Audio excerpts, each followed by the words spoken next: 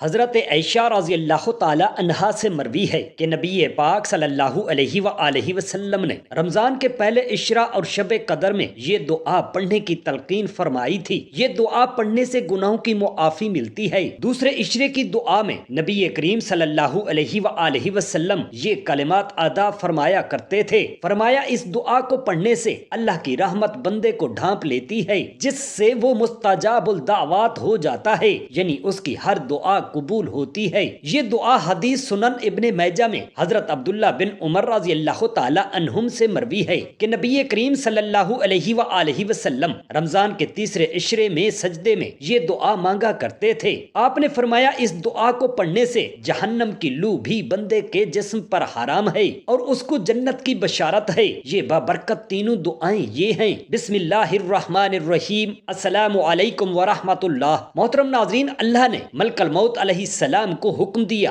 کہ نیچے اترو، میرے حبیب حضرت محمد مصطفیٰ احمد مجتبی صلی اللہ علیہ وآلہ وسلم کے پاس سب سے اچھی صورت میں حاضری دو اور ان کی روح قبض کرنے میں سب سے زیادہ آسانی کرنا۔ چنانچہ حضرت عزرائیل ملک الموت علیہ السلام نیچے اترے اور ایک اعرابی کی صورت میں دروازے پر کھڑے ہو کر کہا: اے نبوت کے گھر، رسالت کا سر چشمہ اور فرشتوں کے میزبانو، تم پر سلام ہو، کیا میں اندر آ جاؤں؟ حضرت عائشہ صدیقہ رضی اللہ تعالی عنہا نے حضرت سیدہ فاطمہ رضی اللہ تعالی عنہا سے کہا: اس شخص کو جواب دیں۔ آپ نے فرمایا: اے اللہ کے بندے، تیرا آنا سبب رحمت ہو اور اللہ تجھے اجر دے۔ حضور نبی اکرم صلی اللہ علیہ وآلہ وسلم تو اپنی ذات میں مشغول ہیں، یعنی شدید بیمار ہیں۔ حضرت عزرائیل ملک الموت علیہ السلام نے دوبارہ ندا دی تو حضرت عائشہ صدیقہ رضی اللہ تعالی عنہا نے کہا: فاطمہ، اس شخص کو جواب دیں۔ چنانچہ سیدہ فاطمہ رضی اللہ تعالی عنہا نے فرمایا: اے اللہ کے بندے، تیرا آنا سبب رحمت ہو اور اللہ تجھے اجر دے۔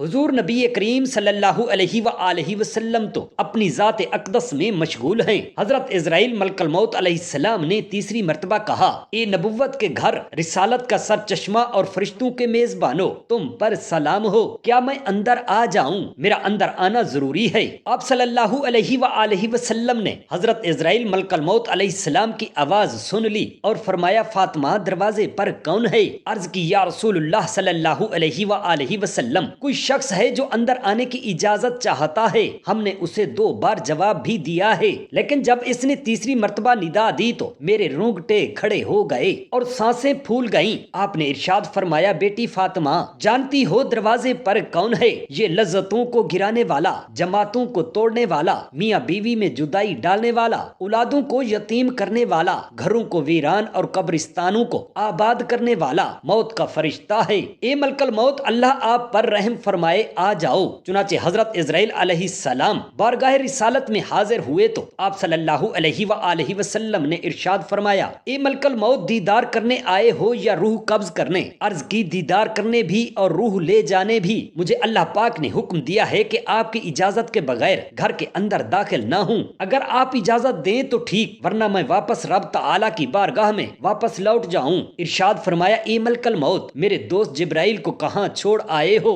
عرض کی: میں ان کو آسمان و دنیا میں چھوڑ آیا ہوں، وہاں ملائکہ ان سے آپ کے معاملے میں تعزیت کر رہے ہیں۔ ایک لمحہ بھی نہ گزرا تھا کہ حضرت جبرائیل علیہ السلام آئے اور آپ کے سرحانے بیٹھ گئے۔ آپ نے ارشاد فرمایا: اے جبرائیل، یہ وقت دنیا سے رخصتی کا ہے، ذرا مجھے ان انعامات کی خوشخبری تو سناؤ جو اللہ کے ہاں میرے لیے ہیں۔ حضرت جبرائیل علیہ السلام نے عرض کی: یا رسول اللہ، آپ کو خوشخبری ہو، میں اس حال میں آیا ہوں کہ تمام آسمانوں کے دروازے کھول دیے گئے ہیں، فرشتے صفیں بنا کر پھولوں اور سلاموں کے نذرانے لیے خوش آمدید کہنے کے لیے کھڑے ہیں اور آپ کی روح پر نور پر سلام بھیج رہے ہیں۔ آپ علیہ السلام نے ارشاد فرمایا: تمام تعریفیں میرے رب کریم کے لیے ہیں، اے جبرائیل اور خوشخبری دو۔ حضرت جبرائیل علیہ السلام نے عرض کی: آپ کو خوشخبری ہو کہ جنتوں کے دروازے کھول دیے گئے ہیں، ان کی نہریں جل تھل کر رہی ہیں، درخت جھل ملا رہے ہیں اور اس کی حوریں سج سنور کر آپ صلی اللہ علیہ وسلم کی مبارک روح کا انتظار کر رہی ہیں۔ ارشاد فرمایا: تمام تعریفیں میرے رب کریم کے لیے ہیں،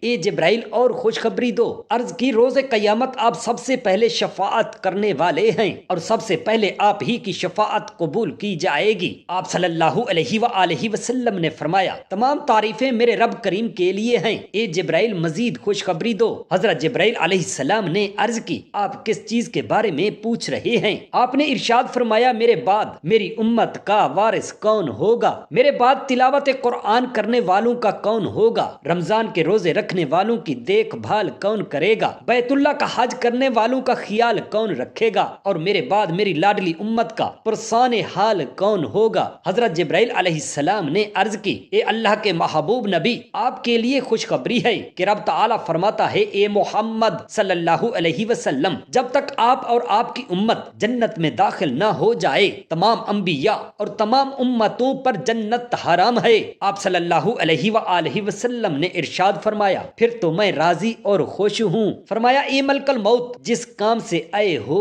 کر گزرو۔ حضرت ابو ذر رضی اللہ تعالی عنہ سے روایت ہے کہ حضور نبی اکرم صلی اللہ علیہ وسلم موسم سرما میں جب پتے درختوں سے گرتے ہیں باہر نکلے، آپ صلی اللہ علیہ وسلم نے ایک درخت کی دو شاخوں کو پکڑ لیا۔ حضرت ابو ذر رضی اللہ تعالی عنہ فرماتے ہیں شاخ سے پتے گرنے لگے، تب حضور نبی اکرم صلی اللہ علیہ وسلم نے پکارا اے ابو ذر، میں نے عرض کیا لبیک یا رسول اللہ۔ حضور اقدس صلی اللہ علیہ وسلم نے فرمایا مسلمان بندہ جب نماز اس مقصد سے پڑھتا ہے کہ اسے اللہ تعالیٰ کی رضا حاصل ہو جائے تو اس کے گناہ اسی طرح جھڑ جاتے ہیں جس طرح یوں پتے درخت سے جھڑتے جا رہے ہیں۔ نماز ادا کرنے کی اہمیت و فضیلت کا اندازہ اس سے لگایا جا سکتا ہے کہ قرآن مجید میں تقریباً 7000 مقامات پر نماز کا ذکر آیا ہے۔ حضرت عبادہ بن صامت رضی اللہ تعالی عنہ سے روایت ہے کہ انہوں نے رسول اللہ صلی اللہ علیہ وسلم کو یہ فرماتے ہوئے سنا 5 نمازیں ہیں جن کو اللہ تعالیٰ نے اپنے بندوں پر فرض قرار دیا ہے، جس نے ان نمازوں کو بہترین وضو کے ساتھ ان کے مقررہ اوقات پر ادا کیا اور ان نمازوں کو رکوع، سجود اور قیام سے ادا کیا تو ایسے شخص سے اللہ تعالیٰ کا وعدہ ہے کہ اس کی مغفرت فرما دے گا، اور جس نے ایسا نہیں کیا یعنی نماز ہی نہ پڑھی یا نماز کو اچھی طرح نہ پڑھا تو ایسے شخص کے لیے اللہ تعالیٰ کا کوئی وعدہ نہیں ہے، اگر چاہے تو اس کی مغفرت فرما دے اور چاہے تو اس کو عذاب دے۔ بے شک جو لوگ ایمان لائے اور انہوں نے نیک اعمال کیے اور نماز قائم رکھی، روزہ رکھے اور زکوٰۃ دیتے رہے، ان کے لیے ان کے رب کے پاس ان کا اجر ہے اور ان پر آخرت میں نہ کوئی خوف ہوگا اور نہ وہ رنجیدہ ہوں گے۔ اگر کسی شخص نے بلوغت کے کافی عرصہ گزر جانے کے بعد نماز پڑھنا شروع کی ہو یا کبھی پڑھتا ہو اور کبھی چھوڑ دیتا ہو تو اس پر لازم ہے کہ زندگی سے متعلقہ ضروری کاموں کے علاوہ سب کام چھوڑ کر نمازوں کی قضا شروع کر دے۔ وہ اس وقت تک قضا نمازیں ادا کرتا رہے جب تک اس کے غالب گمان کے مطابق تمام قضا نمازیں ادا نہ ہو جائیں۔ اگر اس دوران اس کو موت آ گئی تو اللہ تعالیٰ کے فضل سے امید ہے کہ اس کی بخشش ہو جائے گی۔ اللہ پاک ارشاد فرماتا ہے اور جو شخص بھی اپنے گھر سے اللہ اور اس کے رسول صلی اللہ علیہ وسلم کی طرف ہجرت کرتے ہوئے نکلے پھر اسے راستے میں ہی موت آن پکڑے تو اس کا جو اللہ کے ذمہ ثابت ہو گیا، اور اللہ بڑا بخشنے والا مہربان ہے۔ محترم ناظرین، حضور اقدس صلی اللہ علیہ وسلم نے فرمایا پاک مٹی مسلمانوں کو پاک کرنے والی ہے، پھر وہ 10 سال تک پانی نہ پائے، پھر جب وہ پانی پالے تو اسے بھی اپنی کھال یعنی جسم پر بہائے، یعنی اس کے لیے بہتر ہے۔ محترم ناظرین، غزوہ خیبر کے موقع پر ایک چرواہا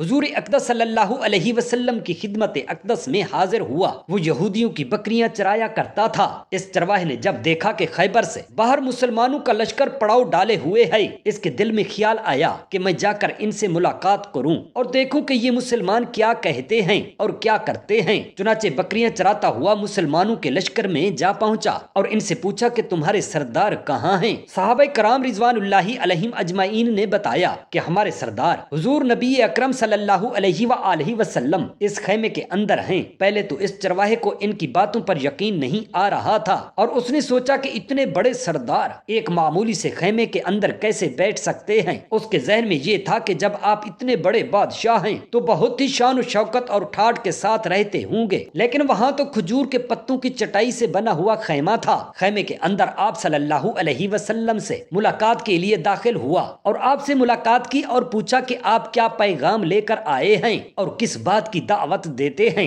حضور اقدس صلی اللہ علیہ وسلم نے اس کے سامنے اسلام اور ایمان کی دعوت رکھی اور اسلام کا پیغام دیا۔ اسے پوچھا کہ اگر میں اسلام کی دعوت قبول کر لوں تو میرا کیا انتظام ہوگا اور کیا رتبہ ہوگا؟ حضور اقدس صلی اللہ علیہ وسلم نے فرمایا کہ اسلام لانے کے بعد تم ہمارے بھائی بن جاؤ گے اور ہم تمہیں گلے سے لگائیں گے۔ اس چرواہے نے کہا کہ آپ صلی اللہ علیہ وسلم مجھ سے مذاق کرتے ہیں، میں کہاں اور آپ کہاں کہاں میں ایک معمولی سا چرواہا اور میں سیاہ فام انسان ہوں، میرے بدن سے بدبو آ رہی ہے، ایسی حالت میں آپ صلی اللہ علیہ وسلم مجھے کیسے گلے لگائیں گے؟ حضور اقدس صلی اللہ علیہ وسلم نے فرمایا کہ ہم تمہیں ضرور گلے سے لگائیں گے اور تمہارے جسم کی سیاہی کو اللہ تعالیٰ نور سے بدل دیں گے، اور اللہ تعالیٰ تمہارے جسم سے اٹھنے والی بدبو کو خوشبو سے بدل دیں گے۔ یہ باتیں سن کر وہ فوراً کلمہ شہادت پڑھ کر مسلمان ہو گیا۔ پھر حضور اقدس صلی اللہ علیہ وسلم سے پوچھا کہ یا رسول اللہ صلی اللہ علیہ وسلم اب میں کیا کروں؟ آپ صلی اللہ علیہ وسلم نے فرمایا تم ایسے وقت پر ایمان لائے ہو کہ نہ تو اس وقت کسی نماز کا وقت ہے کہ تم سے نماز پڑھاؤں، اور نہ ہی روزے کا زمانہ ہے کہ تم سے روزے رکھواؤں، اور زکوٰۃ تم پر فرض نہیں ہے۔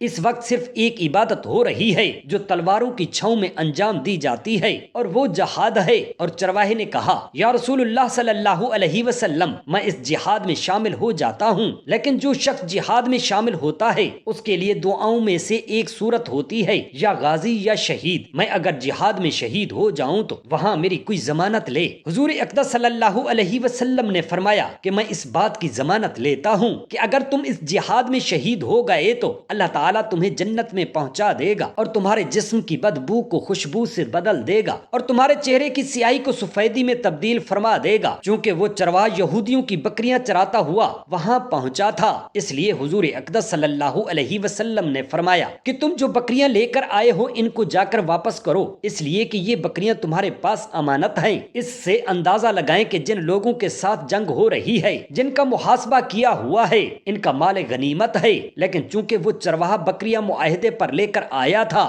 اس لیے آپ صلی اللہ علیہ وسلم نے حکم دیا کہ پہلے وہ بکریاں واپس کر کے آؤ، پھر جہاد میں شامل ہو جانا۔ چنانچہ چرواہے نے جا کر بکریاں واپس کی اور واپس جہاد میں شامل ہوا اور شہید ہو گیا۔ جب جنگ ختم ہوئی تو حضور اقدس صلی اللہ علیہ وسلم لشکر کا جائزہ لینے لگے۔ ایک جگہ آپ صلی اللہ علیہ وسلم نے دیکھا کہ صحابہ کرام کا مجمع اکٹھا ہے۔ آپ قریب پہنچے تو ان سے پوچھا کہ کیا بات ہے؟ صحابہ کرام رضی اللہ تعالی عنہم نے عرض کیا یا رسول اللہ صلی اللہ علیہ وسلم جو لوگ جنگ میں شہید ہو گئے ہیں ان میں سے ایک آدمی ایسا بھی ہے جس کو ہم میں سے کوئی نہیں پہچانتا۔ جب آپ صلی اللہ علیہ وسلم نے دیکھا تو فرمایا کہ تم اس شخص کو نہیں پہچانتے، مگر میں اس شخص کو پہچانتا ہوں، یہ وہی چرواہ ہے، اور یہ عجیب و غریب بندہ ہے جس نے اللہ کی راہ میں ایک بھی سجدہ نہیں کیا، اور میں اس بات کی گواہی دیتا ہوں کہ اللہ تعالیٰ نے سیدھا اس کو جنت الفردوس میں پہنچا دیا ہے، اور میری آنکھیں دیکھ رہی ہیں کہ ملائکہ اس کو غسل دے رہے ہیں، اور اس کی سیاہی سفیدی میں تبدیل ہو گئی ہے، اور اس کی بدبو خوشبو سے تبدیل ہو گئی ہے۔ محترم ناظرین، اندازہ کریں اور دیکھیں اگر کچھ عرصہ پہلے اس کو موت آ جاتی تو جہنم میں چلا جاتا، اور اب اس حالت میں موت آئی ہے کہ ایمان لا چکا ہے اور سرکار دو عالم صلی اللہ علیہ وآلہ وسلم کا غلام بنا تو سیدھا جنت الفردوس عطا کی گئی۔ محترم ناظرین، نماز کے لغوی معنی دعا کے ہیں۔ قرآن مجید میں فرمان اللہ ہے اے پیغمبر ان لوگوں کے اموال میں سے صدقہ وصول کرو جس کے ذریعے تم انہیں پاک کر دو گے اور ان کے لیے باہر سے برکت بنو گے، اور ان کے لیے دعا کرو، یقیناً تمہاری دعا ان کے لیے سراپا تسکین ہے، اور اللہ ہر بات سنتا اور سب کچھ جانتا ہے۔ جبکہ فرمایا جب تم میں سے کسی کو دعوت دی جائے تو وہ اسے قبول کر لے، پھر اگر وہ روزے سے ہو تو دعا کرے، اور اگر روزہ نہ ہو تو کھانا کھا لے۔ حشام بن حکم نے جعفر صادق سے سوال کیا نماز کا کیا فلسفہ ہے؟ لوگوں کو کاروبار سے روک دیا جائے اور ان کے لیے زحمت کا سبب بنے؟ انہوں نے اس کے جواب میں فرمایا نماز کے بہت سے فلسفے ہیں، انہی میں سے ایک یہ بھی ہے کہ پہلے لوگ آزاد تھے، خدا اور رسول کی یاد سے غافل تھے، اور ان کے درمیان صرف قرآن مجید تھا۔ امت مسلمہ بھی گزشتہ امتوں کی طرح تھی، کیونکہ انہوں نے صرف دین کو اختیار کر رکھا تھا اور کتاب اور انبیاء کو چھوڑ رکھا تھا،